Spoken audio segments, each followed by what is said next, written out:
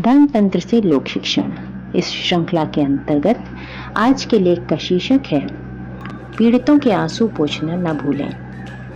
मन जब उदास होता है, आंखों में जब आंसू होते हैं, जीवन में जब निराशा छाई रहती है, ऐसी स्थिति में किसी की थोड़ी सी मदद अमृत संजीवनी की तरह कार्य करती है। किसी को दी जाने वाली दिलासा, हौसला व आशा की किरण जीवन में अमृत रस घोल देती है और अपना आश्चर्यजनक प्रभाव दिखाती है।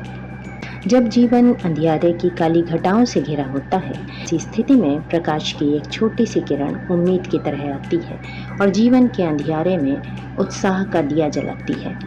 किसी को जब सहारा दिया जाता है, किसी असहाय की जब मदद की जाती है या किसी निराश व्यक्ति को आशान्वित किया जाता है, आशाओं से भर दिया जाता है, तो यह सब उस व्यक्ति के लिए दवा और दुआ दोनों का काम करते हैं और उस पर अपना शीघ्र प्रभाव दिखाते हैं। किसी उदास चेहरे पर हंसी लाना, किसी रोते हुए को चुप कराना, किसी पीड़ित व्यक्ति की मदद करना, दुखी परेशान व्यक्ति के भीतर लगी हुई चोटों पर मलहम लगाने जैसा कार्य होता है।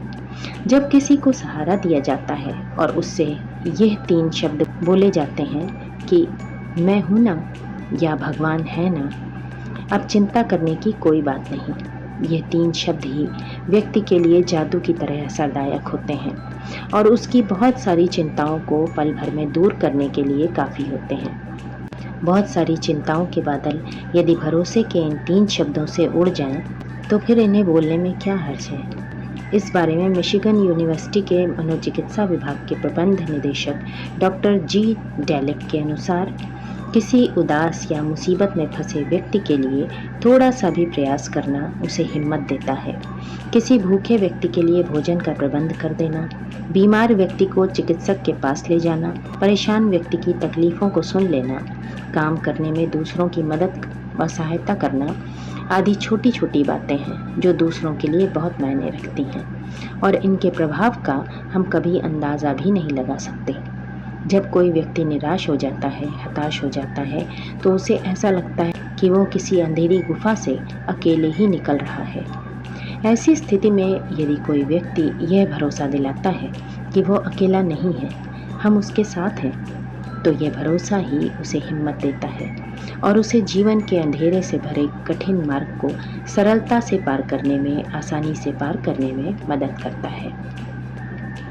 इसी कारण मनोवैज्ञानिकों का यह कहना है कि परिवार या दोस्तों के बीच एक दूसरे को यह एहसास दिलाना बेहद ज़रूरी है कि इस अवस्था को वे अकेले नहीं झेल रहे हैं, बल्कि सब उनके साथ हैं। ऐसा भरोसा होने पर कोई भी परिस्थिति कितनी भी कठिन क्यों ना हो, व्यक्ति उसे बड़ी आसानी से हंसते हुए पार कर लेता है। परिस्थितियाँ कभी किसी के वश में नहीं होती, हमेशा जीवन के लिए चुनौतियाँ प्रस्तुत करती रहती हैं। कभी बीमारी देती हैं, कभी स्वास्थ्य, कभी जटिलता देती हैं, कभी सरलता।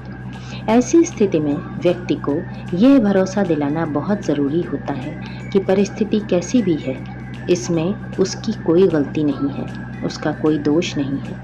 यदि कोई व्यक्ति शारीरिक अथवा मानसिक बीमारी के दौर से गुजर रहा है, कष्ट व पीड़ा सहन कर रहा है, ऐसी स्थिति में समीप के लोगों के लिए और उस व्यक्ति के लिए यह समझना बेहद ज़रूरी होता है कि परिस्थितियाँ कभी किसी के वश में नहीं होती और इसमें किसी व्यक्ति का भी दोष नहीं होता।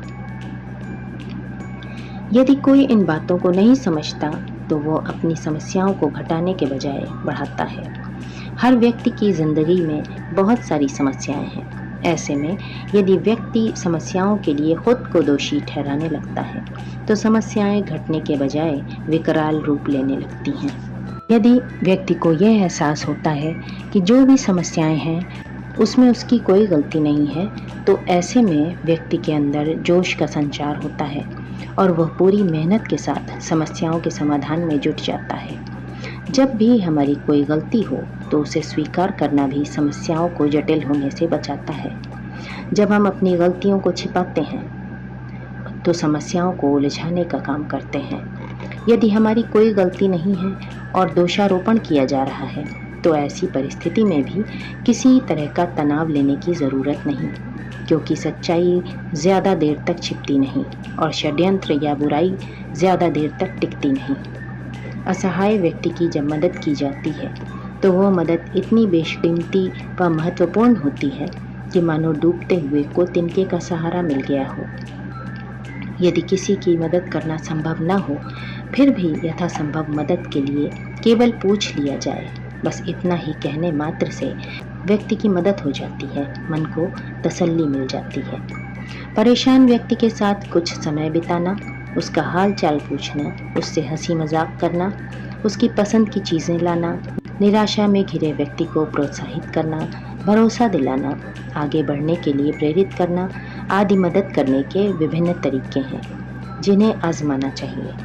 अक्सर बीमार व परेशान व्यक्ति किसी सोच में डूबे रहते हैं व माथे को संकुचित करके सोचते रहते हैं। ऐसी स्थिति में उनके मन को कुरेदना चाहिए कि वे क्या सोच रहे हैं। इस बारे में विशेषज्ञों का यह मानना है कि मानसिक दुख झेल रहे व्यक्ति को उसकी सोच के साथ कभी अकेला नहीं छोड़ना चाहिए, क्योंकि ऐसा करने से उसकी समस्याएं बढ़ती हैं।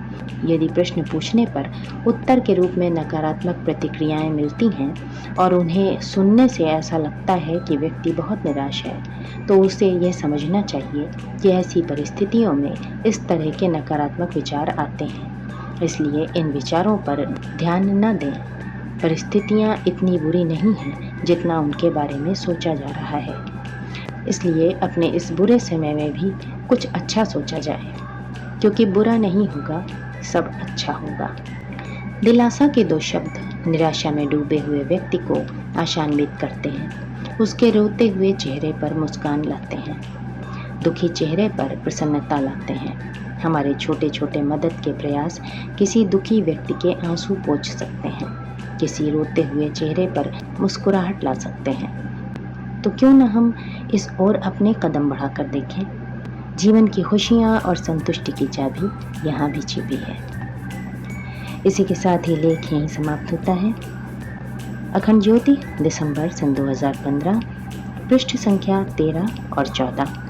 आप सभी परिजनों को अपना बहुमूल्य समय देने के लिए हृदय से आभार एवं अनगिनत धन्यवाद। सादर प्रणाम।